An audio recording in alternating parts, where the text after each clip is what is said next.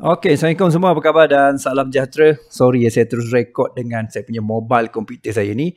Pasal sekarang ni saya berada di Cameron Highland dan kita ada training team kita ada meeting team kita, RealTT bersama team management dan juga team trainer.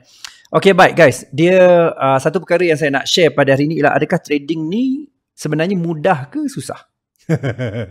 Adakah dia semudah-mudahnya ialah seperti yang kita tengok ialah oh senang sapu atas bawah, senang sebenarnya kita just apa tu kira pejam mata je boleh buat kan, dan boleh buat duit modal kecil boleh jadi besar gila-gila, $20 boleh jadi $1,000.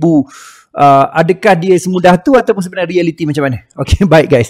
Alright, so pertama kali saya nak buat disclaimer, saya bukan nak hantar mana-mana pihak, tapi saya lebih kepada sharing experience saya, dan tak semestinya experience saya betul, tapi apa saya nak highlight ialah kemungkinan masalah you patut tahu apa yang sepatutnya you tahu. Okay, sebagai contoh, iaitu kalau you kata potensi, kalau melibatkan potensi, kalau potensi yang pertama ialah potensi ni memang boleh dapat guys, boleh dapat sebenarnya. 20 jadi $2,000, 20 jadi $20,000, $20 USD, 100 jadi 2,000, 100 jadi 5,000, 1,000 jadi mungkin 3,000, saya tak sure. Tapi kalau you perasan secara realitinya modal kecil boleh jadi besar, tapi jarang.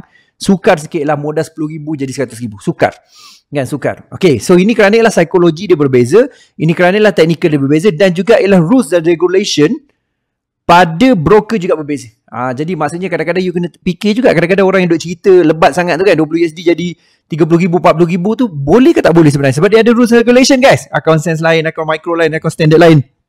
Itu pengalaman saya. Jadi kalau melibatkan potensi, itu memang boleh sebenarnya. Tapi disebabkan potensi ni kadang-kadang kita terperangkap dalam kita punya sistem, dalam sistem kepercayaan kita. Kita ingat iaitu kejayaan lepas menjamin kejayaan akan datang. So itu yang sebenarnya menyebabkan kita problem guys. So kita rasa macam okay, kalau aku dah lost aku mesti boleh dapat balik. So benda tu adalah benda yang sangat risiko. Kalau aku sebenarnya dah rugi, aku mesti boleh iaitu dapat balik, pasal dulu aku pernah buat 1,000 jadi 16,000, takkan aku tak boleh buat 1,000 jadi 16,000 lagi ataupun 8,000 sekurangnya, dan ini akan berulang. So jadi kebanyakan orang dia akan fall dalam iaitu menjadi victim lah menjadi victim kepada hamba ialah dia sebenarnya ialah mencari teknik yang confirm, teknik yang sempurna, confirm biru, takkan loss. Pada saya guys, kalau benda tu takkan loss, dia akan jadi mudah, semudah-mudahnya untuk semua orang, dan semua orang akan lebih kaya raya, dan semua orang akan senang dengan sewenang-wenangnya. Maksudnya dengan mudah lah. Jadi pada pandangan saya ialah possibility ada, tapi practical tak berapa ada. Itu pada saya. Okay, so yang kedua, problem yang kedua ialah, ataupun mungkin saya tak betul kata problem, saya kata ialah statement yang kedua iaitu pada saya pendekatan yang kita perlu ambil ialah pendekatan iaitu konsep asset allocation. Satu ialah mesti kita gunakan low risk, dan pasal kita nak fokus pada security capital, di mana ialah target kita 5-10% setiap bulan, dan satu lagi ialah baru kita fokus kepada dia panggil iaitu growth, iaitu risk dan juga momentum capital. Dekat situ nak ambil risiko tak apa, tapi konsep risk management, account management kena ambil kira.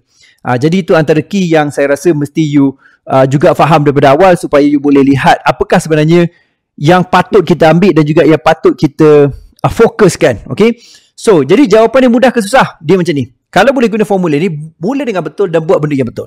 Okay, start with the right thing dan do the right thing. Okay, so saya nak you mula dengan betul. Sebab tu kita RealTT ni dengan bimbingan saya, insyaAllah saya akan bantu you 15 tahun pengalaman, dan trainer pun memang a lot dapat hasil dan juga bantu pada orang, dan kita banyak juga iaitu praktikal dari segi kita punya practical practitioner kita, student kita juga dapat income yang konsisten. Ini totally akan bantu you guys untuk jangka masa yang panjang.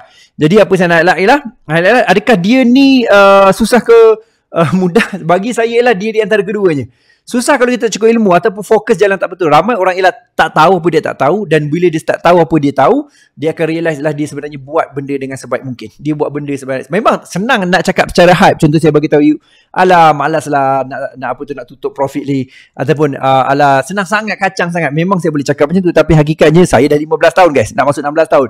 So kalau you baru setahun 2 jagung ni, setahun 2 ni, saya rasa you patut ada praktikal sikit. Sebab tempoh kematangan dia ialah 3 tahun pertama trading, 5 tahun pertama, 10 tahun pertama, dan 10 tahun ke atas. Dia macam tu, dia berbeza. You percayalah kat saya.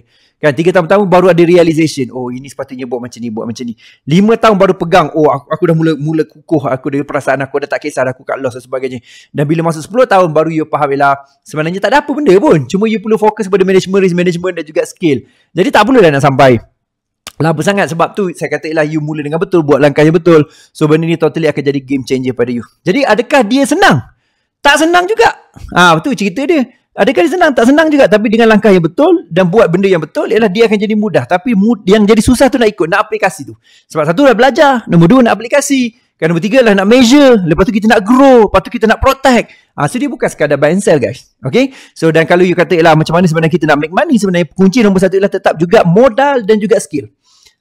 Jadi sebab modal juga mainkan peranan macam mana skill kita nak guna. So skill dan modal main peranan, lepas tu fokus kita lah kepada percentage. Dan kita boleh masukkan variable tu kepada, iaitu percentage tukar kepada duit kemudian. Kerana je kalau kita boleh buat 10%, modal kita 100,000 let's say, dah tentu 10% tu akan bagi signifikan besar. Kadang-kadang perkataan orang kata low risk low returns, bagi saya bullshit. Orang tu tak faham. Sebab kalau kita low risk, akaun kita besar, faham tak? Return USD tu tinggi. Jadi dia tak nampak benda tu. Dia tak nampak ialah konsep scalability.